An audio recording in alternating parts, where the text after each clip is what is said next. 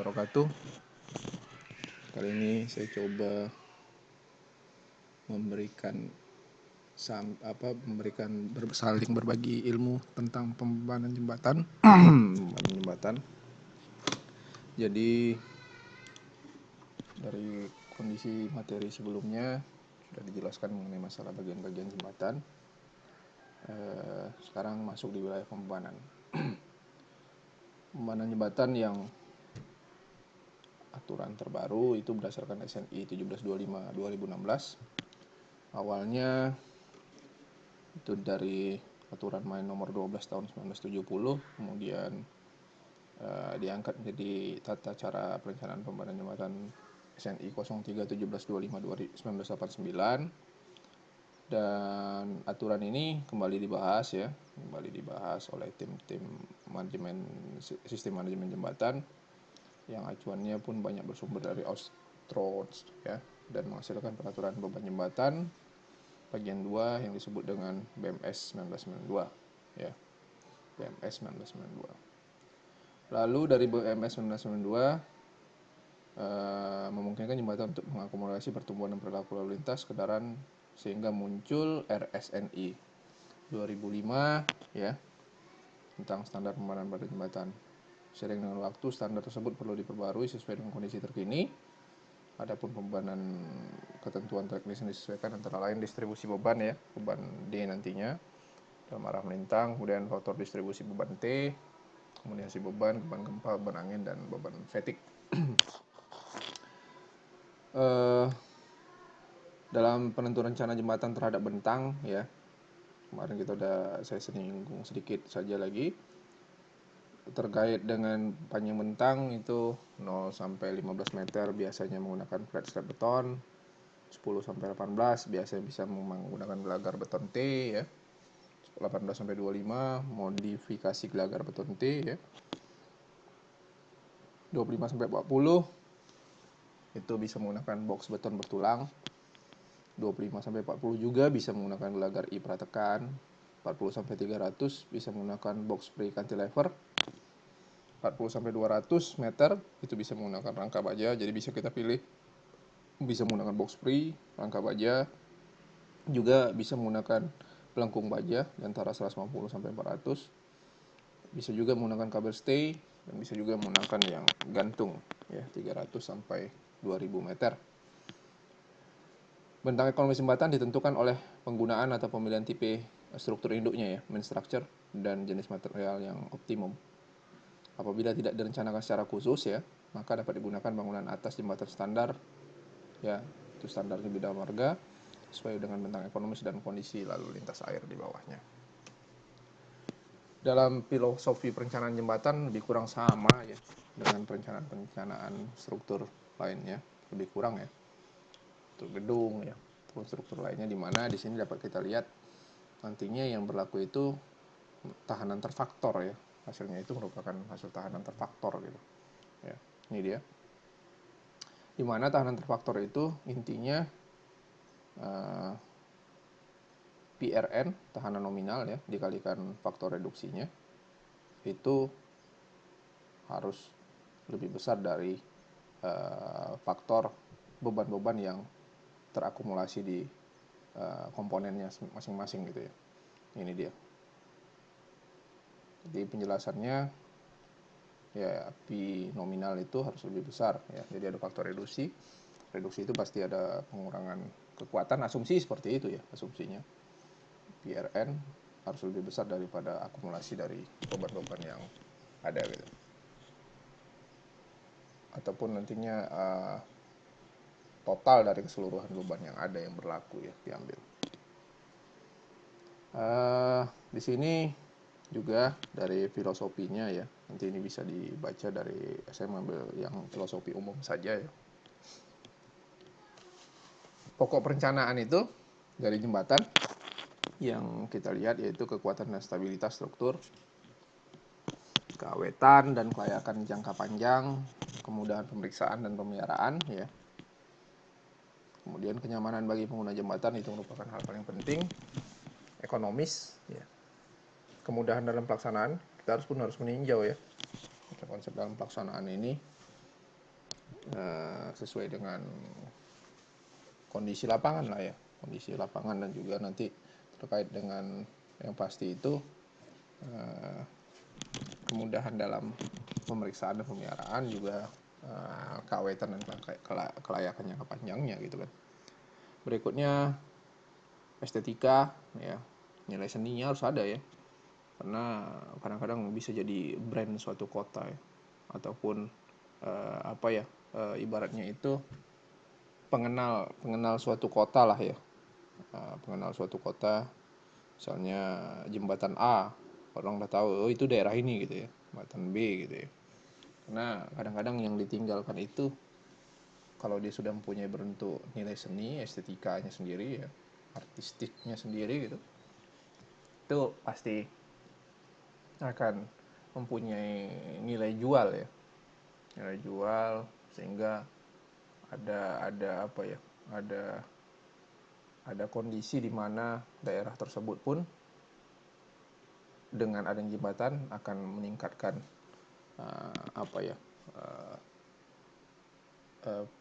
terkenalnya suatu daerah tersebut ya, terkenal suatu daerah tersebut. Kemungkinan berikutnya yaitu dampak lingkungan harus minimal ya. Dengan pembangunan jembatan tidak boleh juga menghancurkan kondisi lingkungan gitu.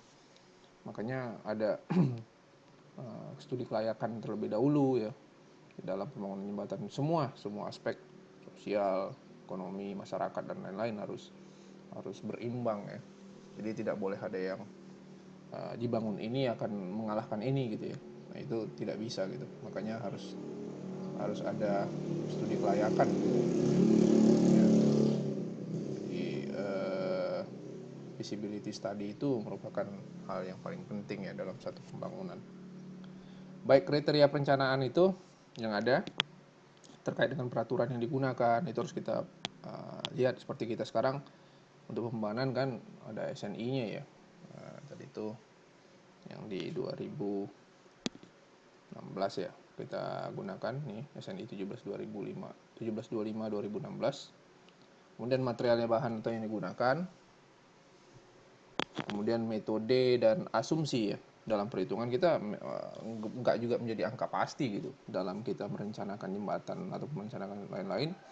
Kadang-kadang ada beberapa hal yang kita menggunakan asumsi di mana kadang-kadang nilai-nilai tersebut ada dugaan ya, ada dugaan yang akan menambah menjadi beban yang tidak terduga, bisa jadi seperti itu gitu, yang datangnya tiba-tiba misalnya ya, yang mana itu tidak terukur di dalam satu aturan pembebanan. Itu boleh sih kita masukkan. Kemudian metode dan asumsi dalam penentuan tipe bangunan atas, bangunan bawah, dan fondasi, itu kita gunakan asumsi yang mana yang lebih tepatnya ya. Terkait dengan kondisi lingkungan ya, terkait dengan ekonomis tadi yang di atas ya. Kemudian terkait dengan nilai sosial dan lain-lain ya. Kemudian pengumpulan data lapangan, ini wajib. Ini harus mendapatkan sinkronisasi data ya dengan perencanaannya nantinya ya. Kemudian program komputer ini untuk memudahkan, banyak sudah program yang bisa memudahkan kita untuk bekerja sehingga hemat waktu. Kalau sudah hemat waktu, nanti pun bisa mengkondisikan hemat biaya ya, karena perpanjangan waktu itu akan menjadikan penambahan biaya. Kemudian metode pengujian fondasi ini paling penting juga ya, kriteria perencanaan, sehingga kita dapat fondasi apa yang tepat di jembatan yang akan kita bangun itu. Ini merupakan pendukung paling utama di jembatannya. Jadi agar jangan salah dalam menentukan fondasinya. Baik, dalam kondisi juga kita merencanakan jembatan, kita pun bisa juga menentukan umur rencana yang terkait di situ ya. Umur rencana ini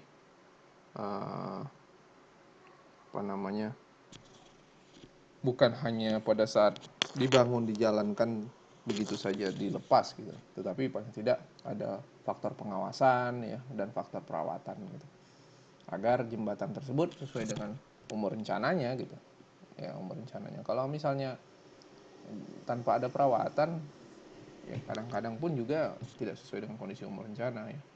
Apalagi penggunaan bahan mungkin tanda kutip mungkin suatu saat bisa silap dengan kondisi, mungkin seperti itu ya, mohon maaf ceritanya. Nah itu bisa mengkondisikan kondisi jembatan yang harusnya umur rencananya 50 tahun ya bisa jadi, ataupun 75 tahun, bisa jadi kurang daripada itu. Jembatan sementara atau jembatan yang dapat dibongkar atau pasang dibuat dengan umur rencana 20 tahun ya. Jadi yang jembatan-jembatan sementara ya, yang mungkin itu penggunaannya belum tetap ya, artinya masih bisa kita ubah nantinya supaya cepat. Makanya, dan juga melihat mungkin faktor biaya ya, biaya yang akan jalan, karena ini merupakan kebutuhan paling utama, kemungkinan biayanya masih kecil, maka kita buat jembatan sementara yang bisa membantu untuk mengatur traffic lalu lintas yang berada di sekitarnya. Kemudian jembatan khusus yang memiliki fungsi strategis yang ditentukan oleh instansi berwenang dibuat dengan umur rencana 100 tahun. Kemudian terdapat peraturan dari instansi yang berwenang yang menetapkan umur rencana lain. Boleh-boleh saja ya. Baik, ini kombinasi beban ya, kombinasi beban terkait dengan ini mohon maaf, ini berat jenis ini saya hapus dulu. Kombinasi beban ini terkait dengan penggunaan pembebanan nantinya ya. Jadi di sini ada keadaan batasnya, ada kuat 1, kuat 2, kuat 3, kuat 4, kuat 5, ekstrem 1, 2, daya lain 1, sampai fatigue ya, dan TD dan TRR ya, kondisi TD dan TR. Sini nanti kita masukkan kombinasi dari beban-beban yang berlangsung ya, beban-beban apa saja. Ya, kalau misalnya kita mengambil dari kuat 1, maka yang akan berlangsung itu gamma P gitu ya. Kemudian nilai TT, TD-nya ini nanti kita lihat apa itu TD dan TR, TP, TB ya. 1,8 ya faktor pengalinya. Kemudian EU itu ya, ini terkait dengan simbol-simbol ya. Nah, kalau ini gunakan salah satu, pakai EKI ya, atau TC atau TV gitu. Nah, nanti ada beban-beban yang menjadi beban tetap dan juga beban-beban sementara ya kondisinya. Ini dia beban permanen dan beban transien. Jadi terkait dengan kombinasi beban ini, simbol-simbol yang berada di atas ini ya, simbol-simbol yang berada di atas ini dari sini. Baik, di sini ada MS ya, ada MS, MA, TA, PR, PL, SH. Itu dia ya, MS, MA, TA, PL, PR ya. Ada prategang ya. Kemudian ada gaya yang terjadi pada struktur jembatan akibat pelaksanaan, horizontal akibat tegangan tanah, beban mati, perkerasan utilitas, ini simbol-simbolnya. Ini merupakan beban permanen gitu.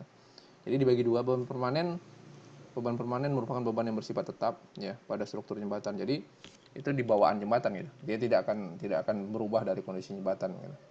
Mau apapun kondisinya dia tetap di jembatan tersebut gitu. Jadi ada beban mati perkerasan dan utilitas ya. Ini perkerasan jalannya ataupun menggunakan pavement apa gitu ya. Kemudian ini komponen strukturalnya ya, beban mati yang menggunakan beton, baja ya. Gaya horizontal akibat tekanan tanah ya. Pada saat mungkin dia abutment ya, itu kan bersentuhan langsung gitu.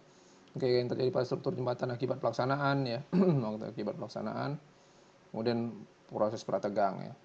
Kalau SH mungkin beban akibat susut atau rangka gitu. Kemudian tambah-tambahannya yang menjadi beban transien ya, itu ada TB, TR, akibat rem, gaya sentrifugal ya, tumbukan kendaraan, sampai ada beban arus dan hanyutan. Ini memang harus terhitung gitu ya, sehingga nanti dia terakumulasi menjadi proses mana yang paling besar gitu. Ada kuat 1, kuat 2, kuat 3 ya. Jadi kita lihat nantinya faktor-faktor ini diambil yang dominan terhadap ataupun yang maksimal dari pembebanan yang ada. Baik, dari kondisi beban mati sendiri, dia mempunyai berat jenis material ya. Berat jenis material ini yang paling penting. Berat jenis material yang paling penting itu merupakan perbandingan dari massa dan volume dari material ya. Kemudian satuan berat jenis itu ya, rho ya. Yang mana satuan belakangnya yaitu kilogram per meter kubik ya. Berat jenis sangat diperlukan dalam perhitungan volume material ya. Berat jenis sangat diperlukan dalam perhitungan volume material. Ini dari berat jenis yang ada ya. Satuan dia bisa kilogram per meter kubik gitu. Biasanya kan terkait dengan satuan dan volume gitu. Lapisan permukaan beraspal ya, kalau dia aspal Kalau nantinya penggunaan aspal, maka per kilonya per berat jenis material 2245. Jadi kalau misalnya dia per meter kubik, dikalikan berapa meter kubiknya, kemudian dikalikan terhadap kilogram per meter kubik gitu. Maka dapatlah berapa kilo dia jembatan itu menahan beban gitu.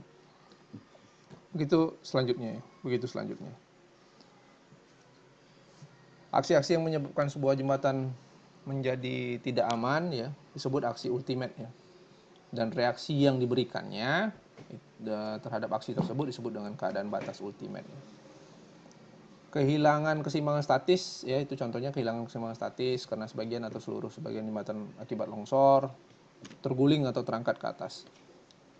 Yang kedua, kerusakan sebagian jembatan akibat lelah, fatigue ya. Dan atau korosi hingga suatu keadaan yang memungkinkan terjadinya kegagalan. Yang ketiga, keadaan pasca elastik ya. Elastis ini terkait dengan tidak kembalinya kondisi material itu dalam keadaan awal ya, atau purna tekuk, yaitu satu bagian jembatan terlebih mencapai kondisi runtuh ya, sudah mencapai kondisi runtuhnya.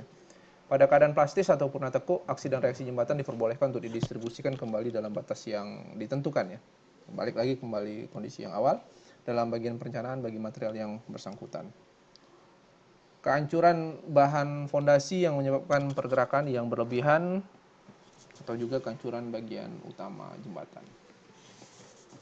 Keadaan batas layan juga akan tercapai ketika reaksi jembatan sampai pada suatu nilai ya, sehingga mengakibatkan, jadi keadaan batas layan yang tadi cerita kita ada keadaan batas layan nantinya, itu kalau dia sudah mencapai keadaan batas layan biasanya reaksi jembatan itu minimal ya, ataupun kondisinya bisa jadi mengakibatkan jembatan tidak layak pakai ya,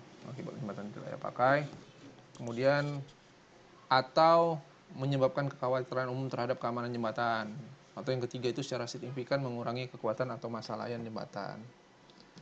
Keadaan batas layan adalah suatu kondisi pada saat terjadi yang pertama itu perubahan bentuk. Jadi dia kalau sudah melewati keadaan batas layan, maka akan terjadi deformasi atau perubahan bentuk. Yang permanen. Jadi bisa terlihat secara visual juga gitu.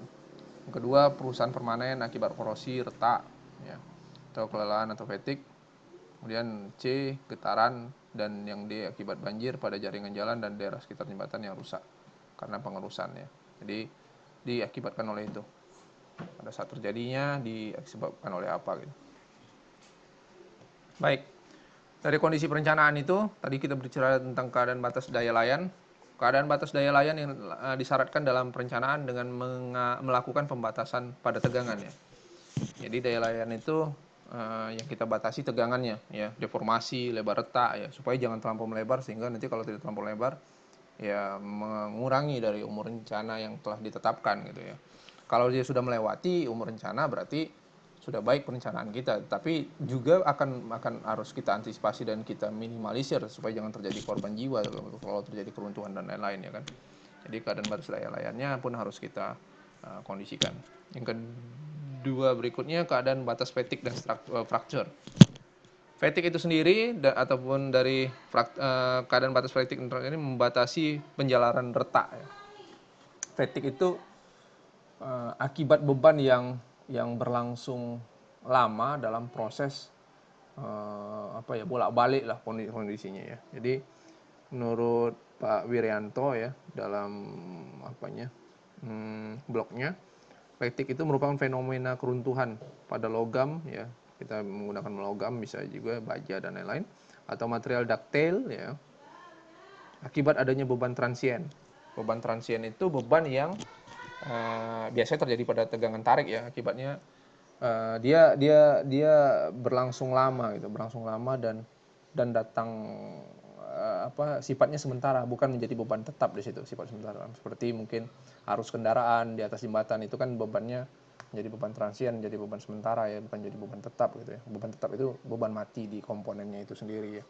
Jadi jika sudah ada perawalan retak sedikit saja gitu ya, itu akan terus menjalar tuh ya, akan terjadi fraktur ya, patah dan lain-lain ya, karena terjadi perlemahan dengan tegangan yang semakin besar ya, tegangan yang semakin besar gitu. Kemudian keadaan batas kekuatan disyaratkan dalam perencanaan untuk memastikan adanya kekuatan kestabilan jembatan yang memadai, baik yang sifatnya lokal maupun global ya. Jadi kekuatan itu mempunyai nilai batas gitu. Untuk memikul kombinasi pembebanan, tadi balik lagi kepada cerita kita kombinasi pembebanan ya, yang secara statistik mempunyai kemungkinan cukup besar untuk terjadi selama masa layan jembatan gitu.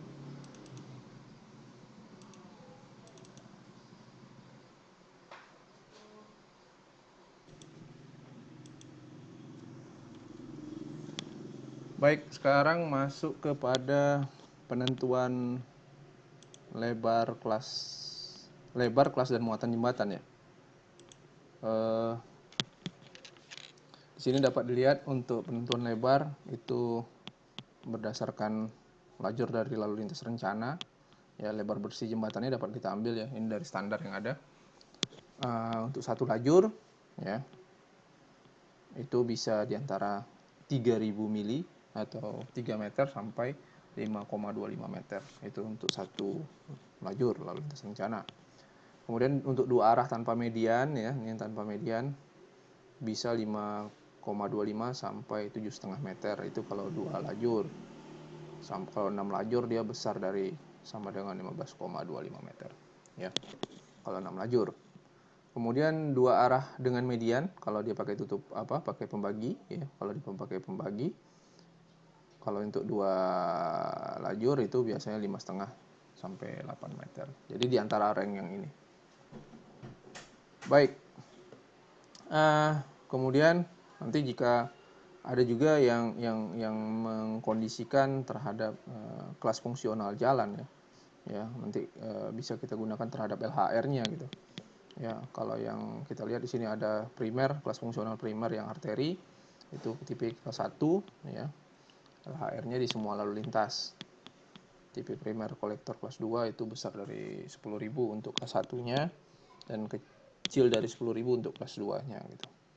Sekunder begitu juga ada arteri kolektor lokal ya. Tipe 1-nya hanya ada di arteri ya, kolektor dia tidak tersedia, non available. Berdasarkan lebar lalu lintas juga bisa kita ambil dari kondisi SE DBM 21 Maret 2008, aturan mainnya. Itu kelas A itu bisa 1 ditambah 7 tambah 1 meter ya. Itu dari bahu jalan dan lain-lain ya. Jadi itu dari catatannya. Jadi ini bisa kita tambahkan, artinya kita gunakan aturan lebar lalu lintas kelas A, kelas B dan kelas C. Kalau untuk kalau terkait dengan LHR ya, untuk lebar jalan yang ada itu bisa kita gunakan yang ini juga ya. Kalau misalnya kita terkait dengan jalan kelas 1 sesuai dengan aturan main yang tahun 2009 pasal 19 ayat 2 dan pasal 125, jalan kelas 1 itu yaitu jalan arteri atau jalan kolektor yang dapat dilalui kendaraan bermotor. Yang lebarnya kurang dari 2,5 mm, ukuran panjangnya tidak melebihi dari 18 meter ya. Ukuran paling tingginya itu 4,2 meter dan muatan sumbu terberat. Jadi kalau kita merencanakan kan terkait dengan muatan sumbu ini ya, terberatnya 10 ton, kemudian 8 ton ya untuk kelas 2, kelas 3 dan jalan khusus ya. Itu muatan sumbunya terberat dari 10 ton. Baik, terkait dengan nantinya kalau dia merencanakan kita terkait dengan jalan nasional berarti di dalam PP nomor 34 tahun 2006 yaitu jalan arteri primer, kolektor primer, jalan tol dan jalan strategis nasional. Nah, itu bisa kita ambil, kita udah mengetahui jalan arteri primer berarti di sini ya. Jalan arteri ya, yang primer ya, sesuai dengan catatan arteri primer berarti kelas 1. Berarti ini semua lalu lintas ya. Semua lalu lintas yang ada gitu ya. Nah, kita tahu beratnya udah tahu nanti bahwa beratnya itu dengan berat 10 ton gitu. Ya, begitu juga untuk provinsi, untuk kolektor primer. Jadi kita mengetahui kelas jalannya itu untuk terkait dengan beban kendaraan yang melewati jalan pasti akan melewati jembatan kan. Nah, itu yang harus kita ketahui gitu. Baik, itu terlebih dahulu mengenai masalah penjelasan dari pembebanan yang ada. Nanti kita sambung ke tahap pembebanan yang berikutnya. Terima kasih atas perhatiannya. Assalamualaikum warahmatullahi wabarakatuh.